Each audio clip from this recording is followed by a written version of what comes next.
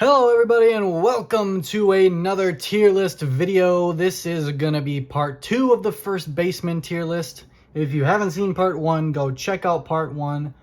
Part 1 goes into all the reasonings why I did the first 8 guys on this list and explains exactly how I'm rating the players, explains the different tiers and how they work, etc, etc, etc. We're gonna get right into this right away, and it's going to be CJ Cron from the Colorado Rockies. That's going to be the first one that we talk about. And Cron has moved around from team to team throughout his career. Began his first few years with the Angels, and then he went to the Rays for a little bit. He was with the Twins. He was with the Tigers. Now he's with the Rockies. He's been all over the place. And this has been a really good fit for him and for the Rockies as well. He's been a really consistent, really good hitter his entire career, and I have no reason to believe he's going to slow down. He's played really, really well, at least ever since leaving Los Angeles.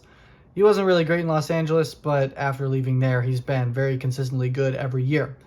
And on the defensive side, it's been the same thing. Consistent, good defensive first base. He doesn't do a whole lot wrong over there. He's going to go into the A tier. He is a great player. He's putting up great numbers again this season. I have no reason to believe he's going to slow down anytime soon. He's a pretty underrated player, honestly, if you think about it. I mean, he's kind of like Josh Bell, where people just don't really think about how good this guy is when they consider some of the top tier first basemen in the league. But he definitely deserves to be up here. I like him up here in the A tier. Next, we have Bobby Dalbec, who is the Boston Red Sox first baseman. And Dalbec has not been amazing in his career so far. Last year was his first full season as the first baseman for the Red Sox, and he was okay. He hit okay. He was like average, and on defense, not very good. But he still had potential. And this year, again, the defense is bad, and the hitting was atrocious.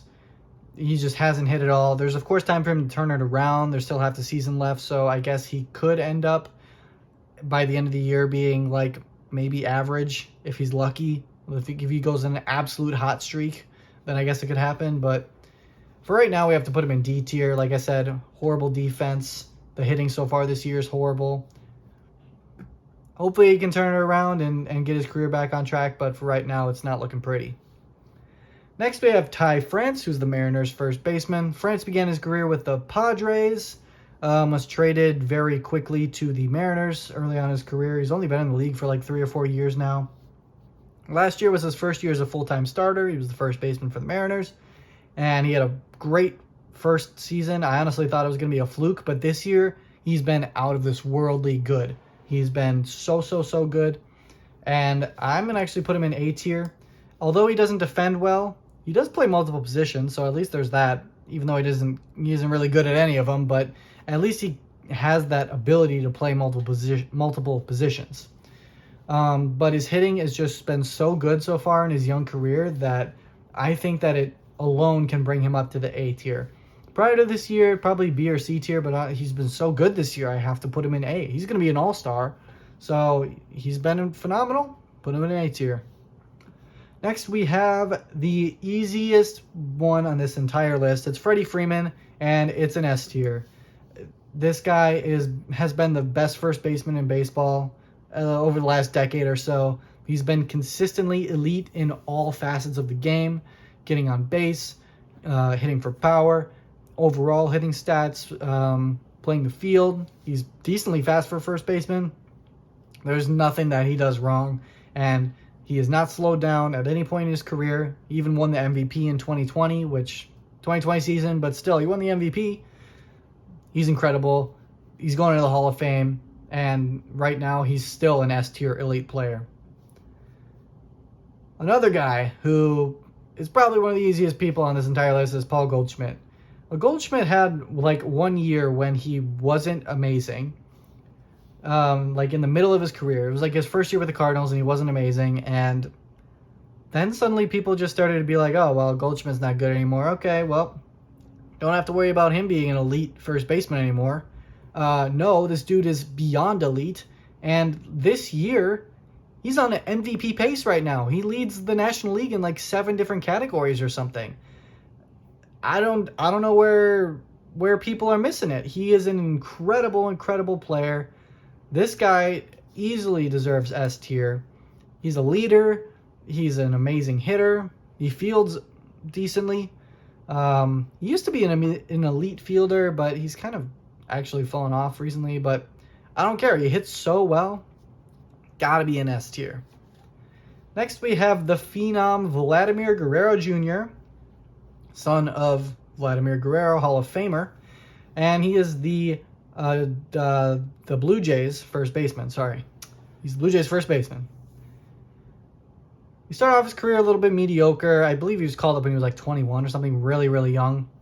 Started off mediocre as their third baseman. Terrible defender, only okay hitter. He had a couple years of mediocrity, but then in 2021, he figured it out. He's been working really hard through the beginning parts of his career to have that breakout season, and it happened in 2021 where he just was insane. He was the runner-up for the MVP. He only lost to Shohei Ohtani, which isn't even fair. He's been steadily improving his defense. Well, first he moved over to first base from third, and secondly, he's been getting better at first base. This year, he's actually above average as a defender, which is surprising to me, but it's true. And although he hasn't hit this year like he has last year, I mean, last year was probably going to, that's probably going to be one of the best seasons of his entire career. He was just so phenomenal last year that it's going to be really hard to ever repeat that. So I'm not knocking him for that at all. I'm putting him up in S tier. That's 3 S tier guys in a row, Freeman, Goldschmidt, and Guerrero. But all of them deserve it. I'm not over-exaggerating on any of these guys. These guys are all absolute superstars, probably like top 20 players in the game. There's just no questioning it. These guys are all going to be up for like MVPs pretty much every season, like being the consideration. They're S tier. I can't deny that. I can't, dock them. I can't dock Vladdy just because, he's not hitting quite as well as he did last year when he almost won the MVP and almost won the Triple Crown. That's just not even fair to ask for him to do that. So it's got to be him. It's got to be an S tier. Next, we have Yuli Gurriel. So Gurriel is interesting. He made his Major League debut when he was 33, I believe, with the Astros. He's had some okay seasons. He's had some bad seasons, and he's had some good seasons. It's been all over the place. 2021 was his best season, though.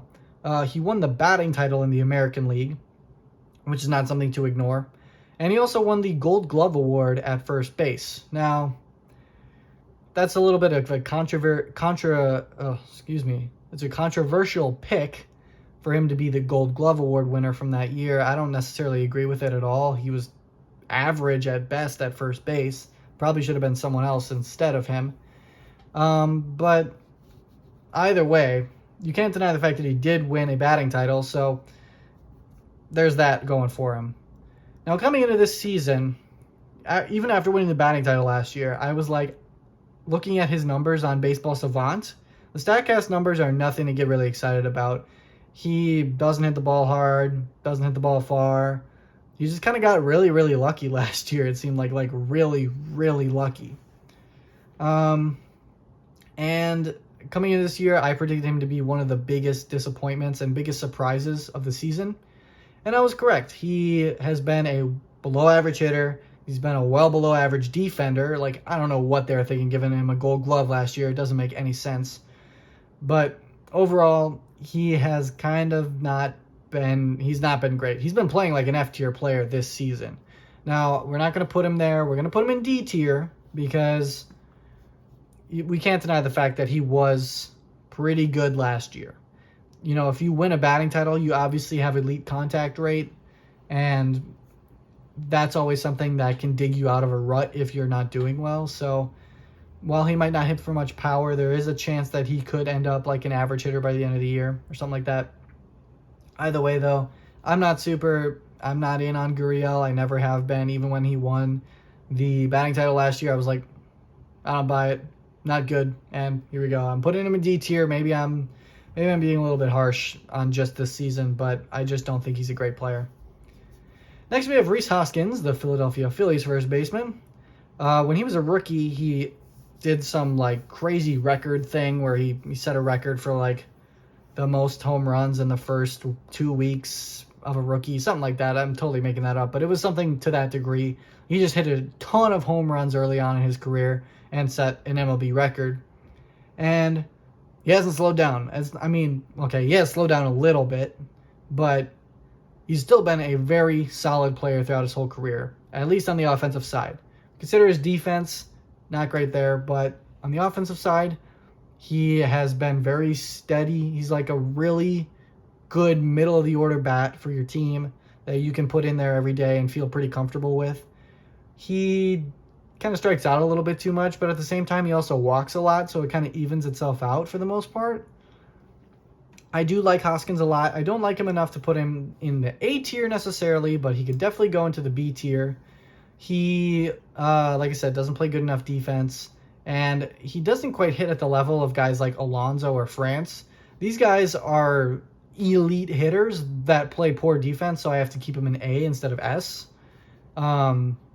And Hoskins is kind of the same. He's like a great hitter, but his defense keeps him out of the A tier.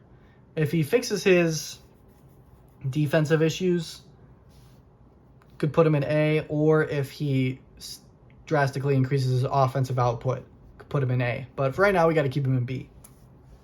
Next, we have Eric Hosmer, who is the San Diego Padres first baseman. And Hosmer, I'm just going to come out and say he's C tier. He's basically the textbook definition of an average first baseman. Hits about average. Average hitter. Fields about average. He's an average fielder. He doesn't do particularly anything very well. He's not horrible at anything either. I guess he's slow, but then again, most first basemen are slow, so it's not really that's not really something that's going to knock him down too much.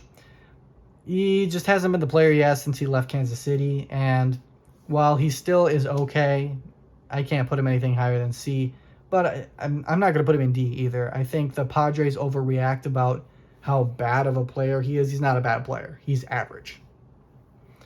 All right, next we have Nathaniel Lowe, who is a relatively new player to the league.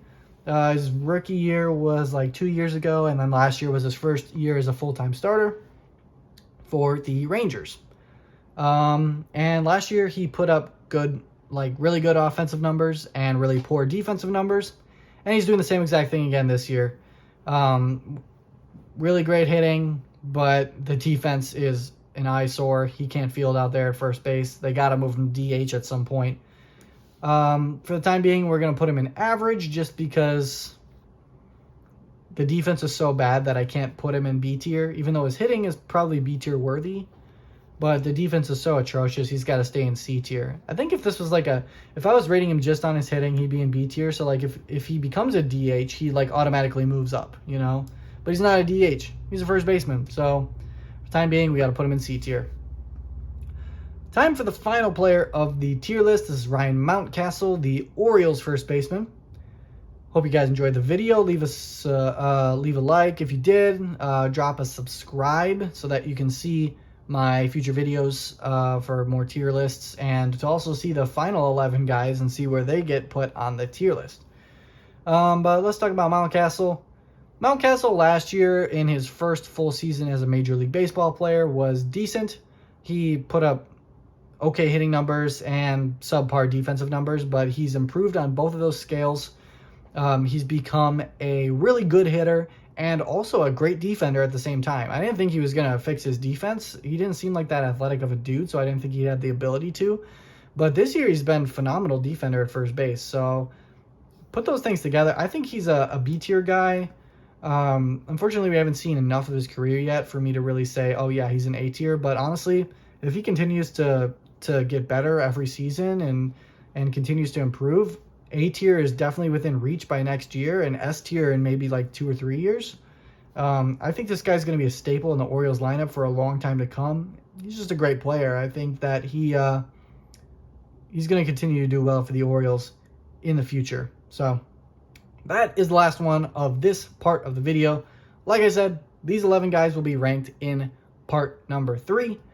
But for the time being, I'm going to be saying goodbye to you all. See you in the next one. Leave me a comment if you think any of these guys are going to get into F tier, because so far we have no one in F tier. In the catcher tier list, I put 7 people in F tier. So if you didn't watch the catcher ones, go back and watch the catcher videos.